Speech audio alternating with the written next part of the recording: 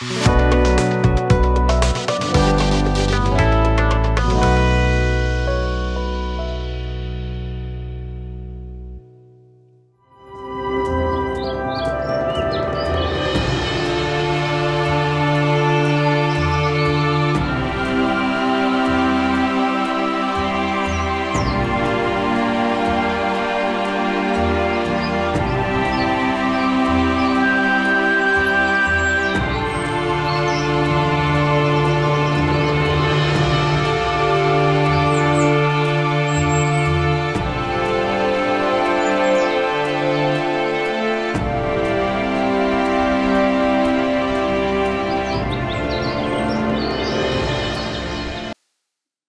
जीशु ख्रीस्ट अति बहुमूल्य नाम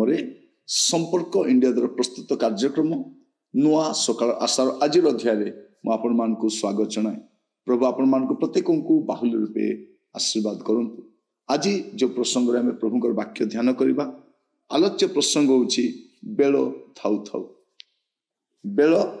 थाउ थाउ बेले बेले कौन हुए आम बेल थाउ थाउ केतले विषय कर न थाउ परे आमे जेते छाटी पिटी हेले कचाड़ी हेले भी किछि हुए न अबेल रे कौन हुए तेणु बेल थाउ थाउ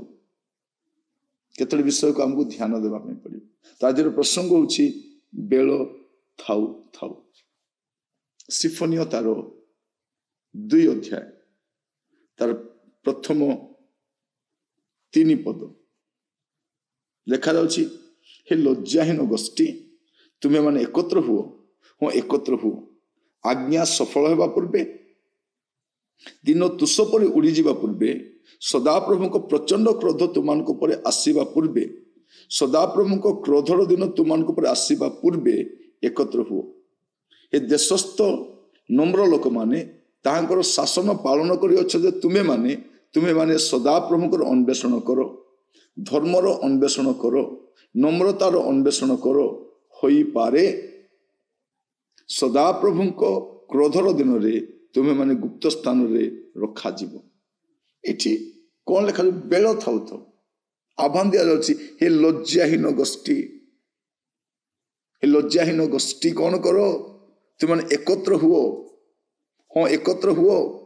आज्ञा सफल हेबा पूर्वे प्रभु जा आज्ञा करिसंती जो क्रोध को आज्ञा करिसंती जा आगामी समय आसुची ता आसीबा पूर्वे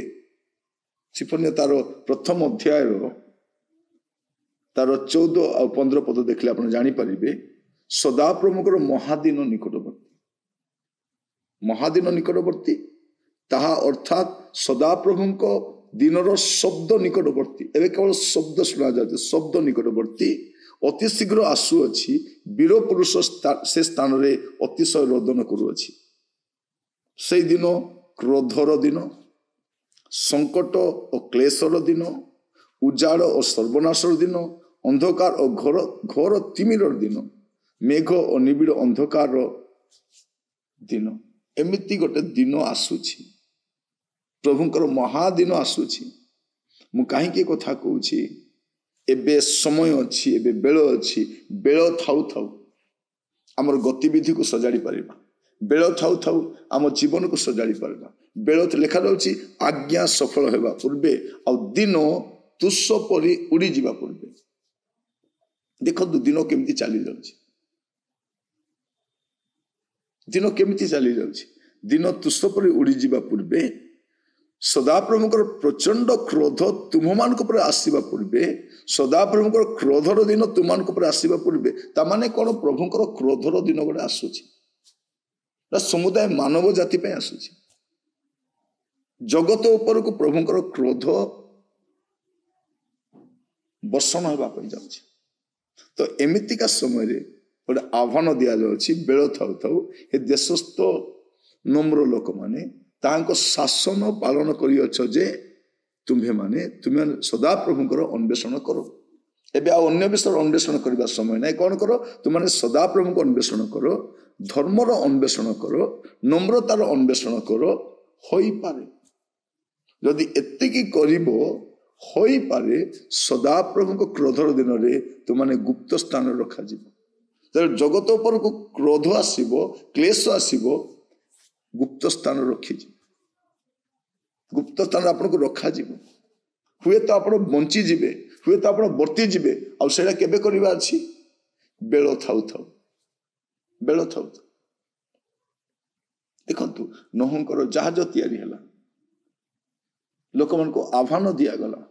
आसिले नहीं बेल गला परे समय गला परे कि अवस्था कि शोचनीय अवस्था सदम उमरा लोट थिबा समय गोटे सुजोग थिला अन्य मानक पाई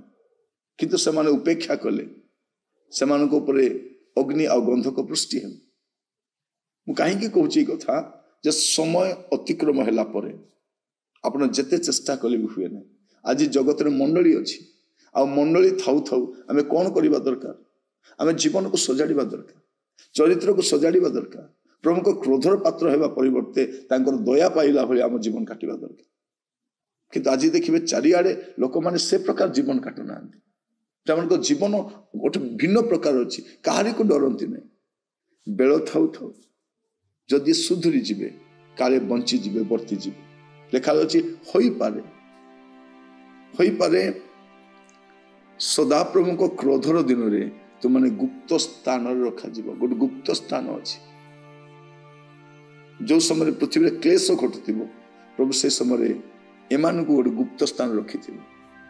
जोठी क्लेश प्रवेश करि परिबने जोठी दंड आसीबने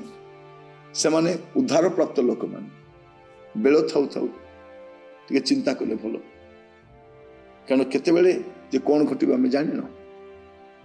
गोटे अंधकार समय आसुची गोटे भयंकर समय आसुची गोटे विपत्तिर समय आसुची आमाने एते भी आशावादी हेबा नै जगत उपरे जगत रहिछु निश्चय स्वप्न देखंतु जगत आपन को सदाबेले रहिबार स्थान नै जगत को नहीं आपण जेते बड़ कल्पना जल्पना करबे करंतु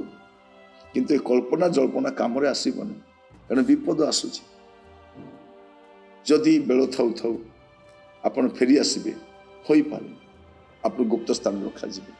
आपण से क्रोधर शिकार हेबेनी प्रार्थना करबा कि अनुग्रहकारी पिता परमेश्वर आपन को धन्यवाद दूची आपण वाक्य द्वारा आम सहित कथा होइतिबार